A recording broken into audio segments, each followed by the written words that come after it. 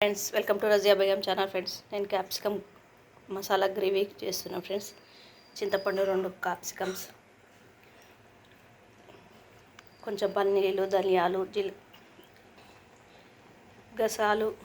గసగసాలు, ధనియాలు, కొంచెం గరం మసాలా, లవంగాలు, యాలకులు, పల్లీలు, మినప్పప్పు, 2 ఉల్లిగడ్డలు, కొంచెం 2 రెబ్బలు ఎల్లిగడ్డ, అల్లం, చింతపండు కొంచెం.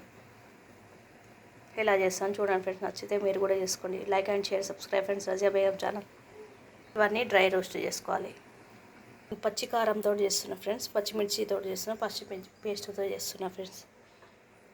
క్యాప్సికమ్ ఎవరైనా చేస్తారు ఫ్రెండ్స్, నేను ఇలా చేస్తున్నాను. మీరు కూడా నచ్చితే చేసుకోండి ఫ్రెండ్స్. కారం వేస్తలేను, వట్టి కారం వేస్తాను, పచ్చి కారం వేసి చేస్తున్నా. ఓకేనా ఫ్రెండ్స్.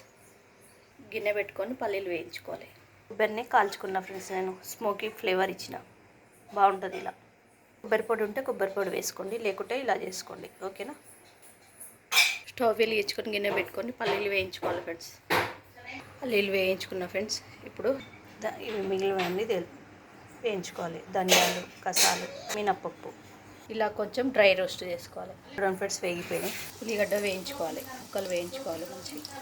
ఇదే మసాలాల కోసం సన్న వేయించుకోవాలి. ఒకటే మసాలా కొరకు కట్ చేసుకొని వేయించుకోవాలి. ఎలా చేస్తారో మీరే చూడండి. అల్లం ఎల్లిగడ్డ ఫ్రెష్ వేస్తున్నాను నేను. ఫ్రెష్ వేసుకుంటే మంచిగా ఉంటుంది. ఇలా వేగితే సరిపోతుంది. ఉల్లిగడ్డను మంచిగా గోల్డెన్ కలర్ వచ్చే వరకు వేయించుకోవాలి.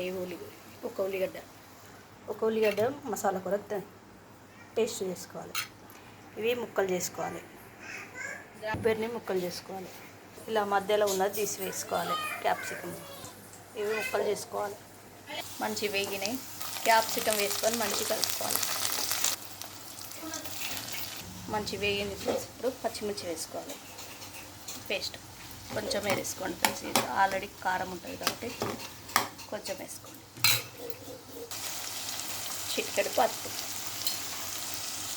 కొంచెం ఉప్పు, మిక్సీ పట్టుకోవాలి.